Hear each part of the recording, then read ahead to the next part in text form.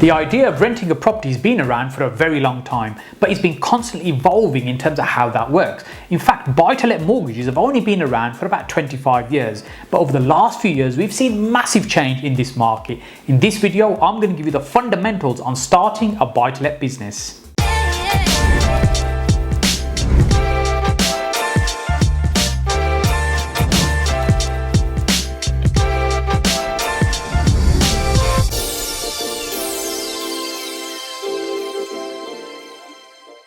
Buy-to-let property investing as a strategy in this country is really simple. It's really about taking a property on that you're purchasing, probably with a mortgage, you're renting it out, the tenant pays you some money, and hopefully you'll make a little bit of profit each month. Over time, the value of that property will go up and it'll be worth significantly more than you probably paid for it. That's a simple concept of buy-to-let.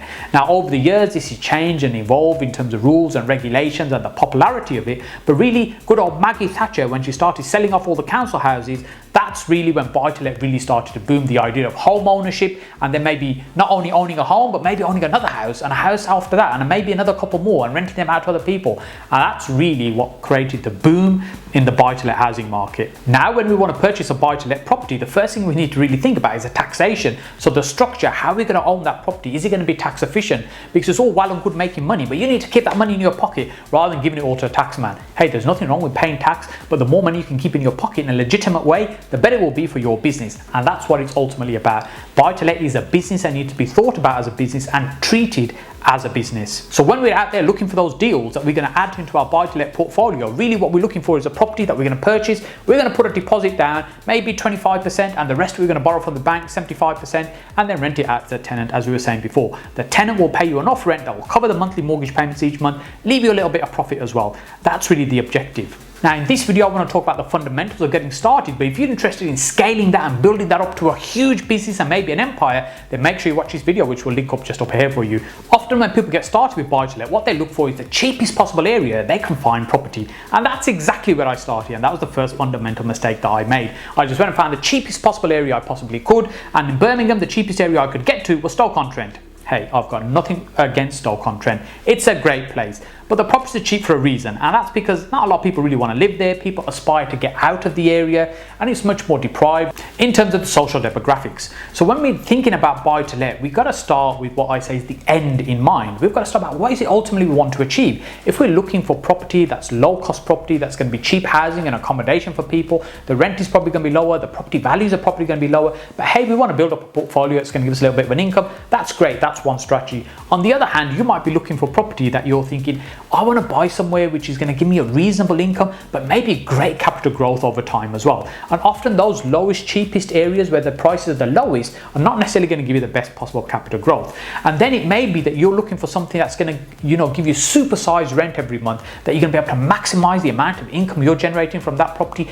every single month. Now that might be, for example, a HMO strategy where you've got many more people living in the same house, paying you more rent, but they're all versions of buy-to-let where you've got a property and you're letting it out and you're collecting rent. But you've got to start with the end objective in mind. What is it ultimately you're trying to achieve, so that you can start with the right foot forward.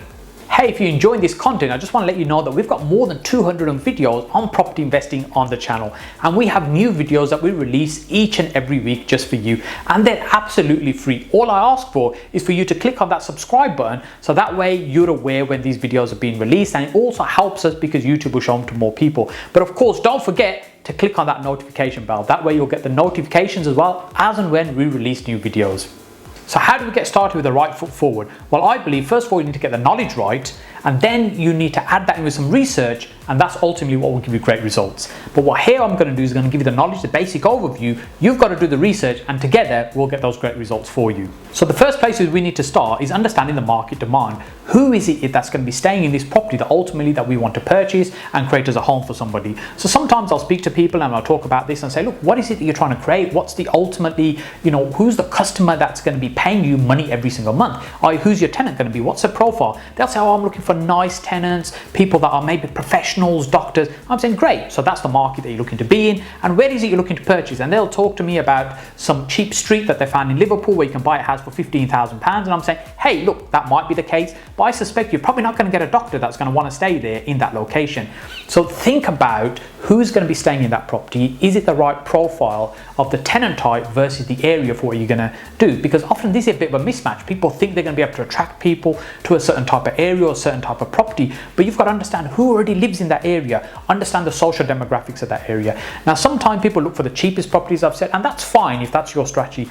Personally, what I would say, based on my experience, what you should do is not necessarily look for the cheapest possible property, but maybe something that's just a little bit slightly further out from that.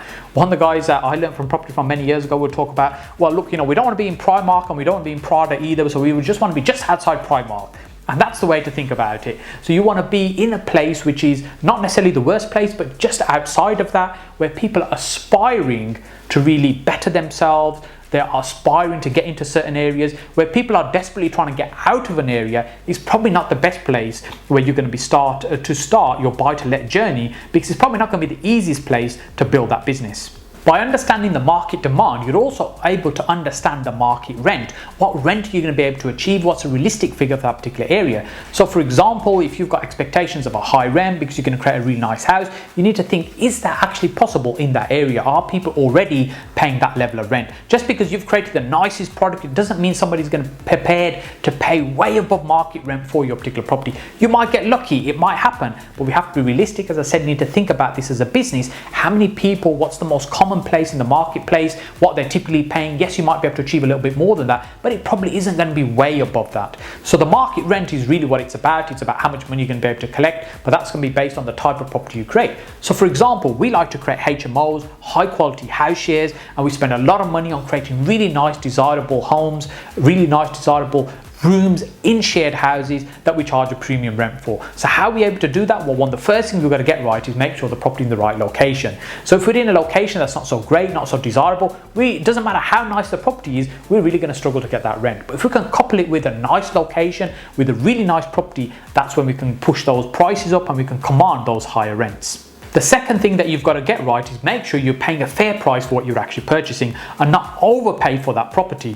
Sometimes people are a little bit new, and what they'll do, they'll go into a new area, they're new to buy to let, they'll be talking to the local estate agents, hey, I'm new to the area, I heard this is a great place to buy to let property, can you help me? And the agent will say, yes, of course, please take a seat, let me help you and part you with your money to find you a nice property for you. But ultimately you have to remember, they're salespeople, they don't work for you, you're not going to be paying their fee. Their fee is being paid by the seller, so that's where their interests lie, that's where they have a vested interest to be able to get that property sold. I'm not saying all estate agents are going to be unfair to you in terms of how they approach you and how they might be able to help you, but I'm saying you need to be aware of how you're doing your research and where you're getting the information from. Yes, by all means, speak to the estate agents, talk to the agents, see what they're suggesting or what they're offering, but also speak to the local letting agents in terms of demand, as we talked about earlier on. What type of areas where demand works better, what type of rent is achievable, and what's also a fair price for that type of property. Because if you're overpaying for that property, firstly your returns, your yields are going to be lower, but ultimately it's going to take you much longer to be able to start getting some benefit in capital growth in that property, because firstly you've got to get to the point where it reaches market value and then goes above. This often happens where people are buying new build apartments because they're buying with their emotion and their heart rather than making logical decisions of what's going to be a good investment. They'll buy an amazing looking picture of a property, they'll buy a flat off plan in an apartment in the city centre and say, great, this is what it's going to be, it's a really nice place, I'd even live there myself. And if you're thinking that, that's probably not the best approach to take. You have to make sure the numbers work when you're buying a brand new apartment. Again, I'm not saying all brand new apartments are wrong, you shouldn't be doing that. What I'm saying is you need to understand and be aware that if that's what you're doing, you're essentially paying a premium for that product, just like a brand new car. If you go to that showroom, buy a brand new car, what will happen as soon as you drive it off the forecourt, what will happen? The price will depreciate. The same thing happens with a brand new apartment. So the first thing that we get right is the market demand. We understand what kind of demand there is in that location where we're looking to purchase that property. The second thing we're getting right is the price, making sure we're not overpaying for that particular property we're looking for. Then the third thing that we're looking for, which is absolutely important, is the cash flow. And what I mean by that is how much of this are you taking home each and every month? Because remember, I said it's a business, so we need to be making some money from this. And I know people, particularly when I first got involved in property, and people using slightly different strategies at that time, they were buying properties where they were losing money on. It made no sense to me. So they'd be buying a really nice off-plan property and they'd be relying on the appreciation of that property. So their intention of making money was the property is going to go up over time and I'll sell it, I'll make a profit. In the meantime, the amount of money that they're paying on the mortgage each month is higher than the rent they're getting. So they're losing money every single month. And I really couldn't understand that. And of course, that strategy collapsed. It kind of fell on its face when the economic crash happened in kind of 2008. But now it's really important when you're looking at this strategy that you're looking at cash flow. Interest rates are the lowest that they've ever been, and they're not likely to get much lower. So over time, that margin is going to get squeezed because the interest rate will go up. So for example, on a buy-to-let right now, you might be paying 2, 3, 4%, whatever it is, depending on the type of product you have and depending on the type of mortgage that you've got. But when you're paying that interest each month and you're collecting rent, that gap in between is really your profit. You've still got other costs. You've got management, maintenance, voids and things to think about as well. So you've got to be realistic about how much money that you're actually putting, that you're taking away. Not all of it is spending money, because you've got to put some of it aside to make sure that you can cover for expenditure unforeseen during that year as well. So you'll be making a small profit, but you really need to be making a profit on that. Some of it will be getting the right mortgage product to make sure that you've got a reasonable margin in there. And some of it will be based on making sure you've got a good healthy rent that you're charging for the property in the first place. As I said earlier, ultimately there's two ways we're making money from buy-to-let. It's the rental profit or it's a capital growth in the long term. Those are two ways that we'll be making money. The capital growth is going to come with time. It's going to be slow and steady. People sometimes talk about wait to buy property till the right time, but ultimately the truth is you've got to buy property and wait. The prices will go up over time and that's how you'll benefit from that. And traditionally, when we look back historically over charts, there's no guarantee it'll be the same or what will happen in the future, but prices every 10, 12 years tend to double what they are, which is significant. It's massive amounts of growth that you can get in property. And if you've leveraged it, you've got several properties, just think about the amount of return that you can generate. Often it's way more than you would probably do in your day job.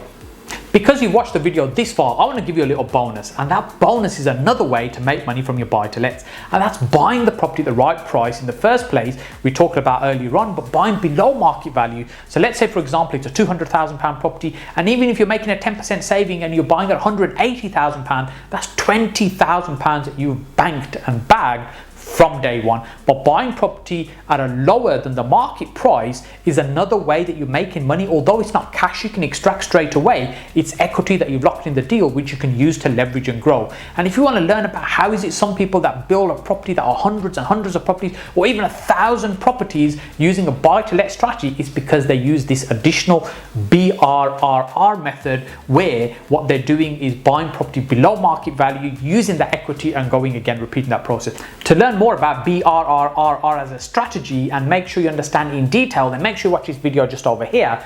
And if you want to learn more about buy-to-let mortgages in depth, then make sure you watch this video over here. But just before you watch any of those videos, make sure you click on my face over here to subscribe to the channel, and I look forward to seeing you on one of these videos over here.